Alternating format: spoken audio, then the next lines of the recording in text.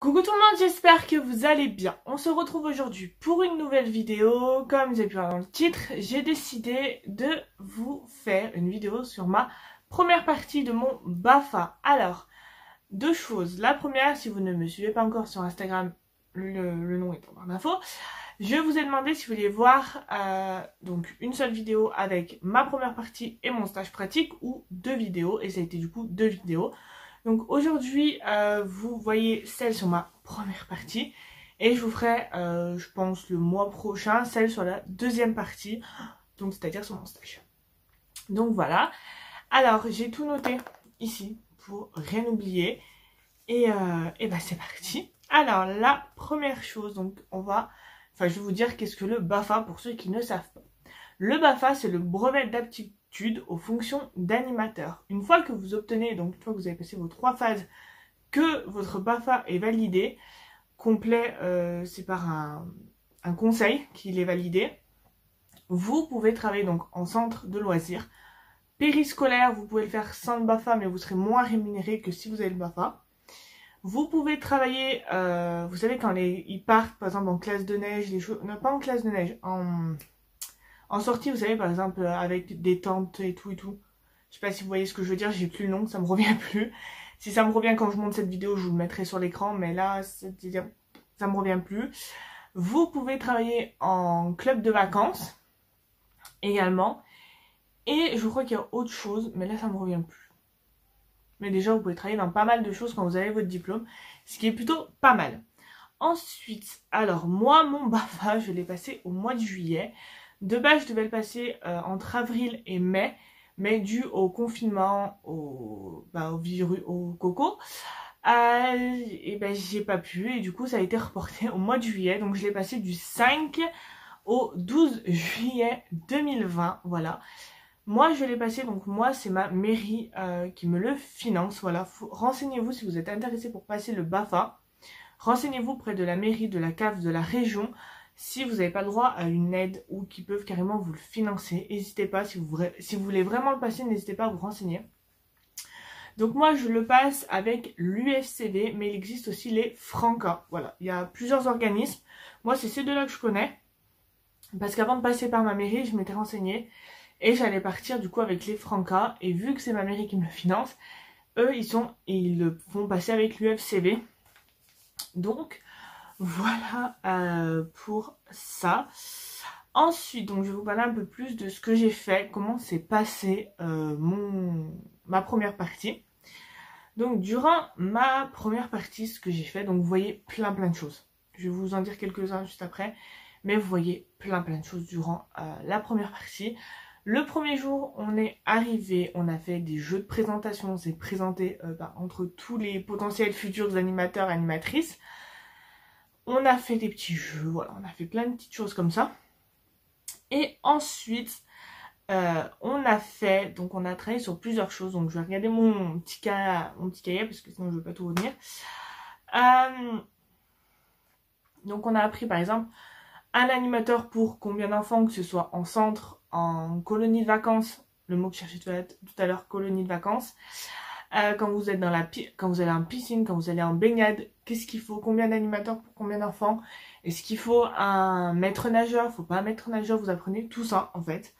Ensuite, on apprend sur les différences entre les tranches d'âge, donc les 3-6, les 6-8, les 8-11 ou 8-12, ça dépend des centres, et après les plus grands, voilà.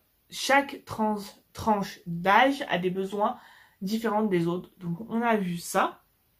On a travaillé aussi sur les trousses de secours. Parce qu'on peut se dire, ah bah tiens, ça je suis sûre qu'il faut dans la trousse de secours. Mais en fait, non.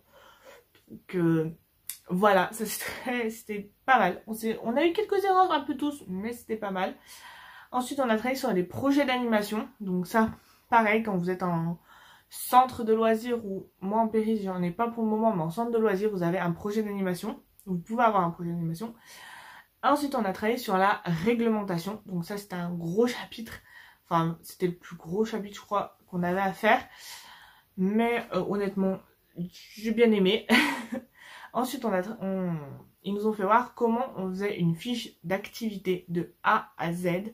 Moi, sachant que que j'ai travaillé l'été avant de faire ma première partie. J'avais déjà fait des réunions où j'ai fait des fiches d'activité, donc j'arrivais à peu près. Il y a juste 2-3 choses en fait qui ont changé par rapport à ce que eux nous ont montré et ce que moi j'ai fait en fiche d'activité. Donc voilà. Et un autre sujet qu'on a traité, c'est sur la maltraitance, le handicap et la laïcité. Donc ça ces 3 sujets-là m'ont beaucoup aussi intéressé. De toute façon, tout ce que j'ai appris était intéressant. Donc voilà. C'était vraiment intéressant tout ce qu'on a appris.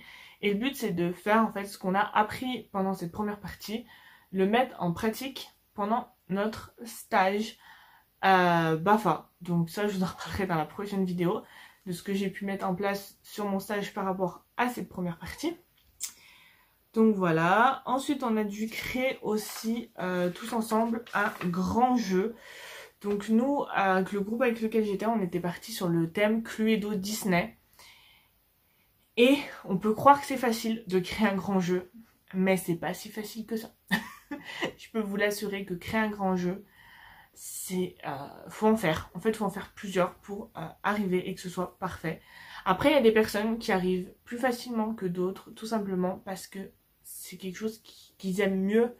Moi, je ne dis pas que je n'aime pas faire les grands jeux, j'ai bien aimé, mais moi, je suis plus en fait dans le manuel. Donc voilà. Ensuite, durant la première phase, on a aussi travaillé tout ce qui était les temps courts d'animation, des petits jeux, des chansons, etc. Donc ça, pareil, je vous en reparlerai. Je compte vous faire une vidéo où je vais vous donner plein de jeux à faire. Si vous êtes potentiellement futur animateur ou animatrice, plein de jeux que j'ai fait moi en BAFA, que j'ai expérimenté avec les enfants durant le centre de loisirs. Et voilà, je vous partagerai tout ça dans une prochaine vidéo. Qui est chansons et jeux, je vous le partagerai dans une prochaine vidéo. Ensuite, alors moi, j'ai bien aimé, honnêtement, tout pendant cette période, en fait, cette semaine de première partie de BAFA, j'ai beaucoup aimé. On avait 2 formateurs qui étaient au top. Voilà, ils nous donnaient, enfin en tout cas pour ma part, vraiment envie de venir et d'être là, quoi, de se bouger. Alors oui, les premiers jours j'étais un petit peu timide, machin et tout. Mais après honnêtement, voilà, j'ai adoré ma première partie de BAFA. Je l'ai adoré. Voilà, tout simplement. Et je me suis confirmée sur ma tranche, alors dû à mon stage également, mais c'est encore une fois, prochaine vidéo. J'ai confirmé ma tranche d'âge que j'aime mieux travailler. C'est les 6-8, voilà. J'ai aussi fait les MS, donc les moyennes sections. C'est différent, parce que ils commencent à être autonomes. Enfin, oui, ils commencent à être autonomes, ils veulent faire les choses par eux-mêmes, mais ils sont pas encore assez grands pour faire certaines choses. Donc voilà tout le paradoxe. J'aime beaucoup les 6-8, parce qu'ils sont dans cet âge aussi, un peu comme les MS. Alors, j'ai pas fait les GS, donc les grandes sections. Je les ai pas faites, mais je les voyais. Et les MS et les GS sont dans cette phase curiosité. Ils commencent à s'intéresser, à travailler leur imaginaire et voilà, à développer leur imaginaire. Et avec les 6-8, on est vraiment dans l'imaginaire en fait.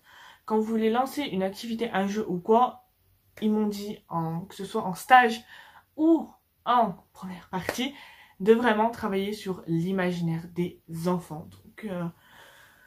Donc voilà tout le monde, j'espère que cette vidéo vous aura plu. Si c'est le cas, n'hésitez pas à me le dire en commentaire. Si vous avez des questions par rapport à ma première partie, n'hésitez pas à me les poser en commentaire, je vous répondrai avec plaisir. N'hésitez pas à me rejoindre sur mes réseaux sociaux qui se trouvent en barre d'infos. Sur ce, je vous fais de très gros bisous et je vous dis à la semaine prochaine pour une nouvelle vidéo. Bye bye.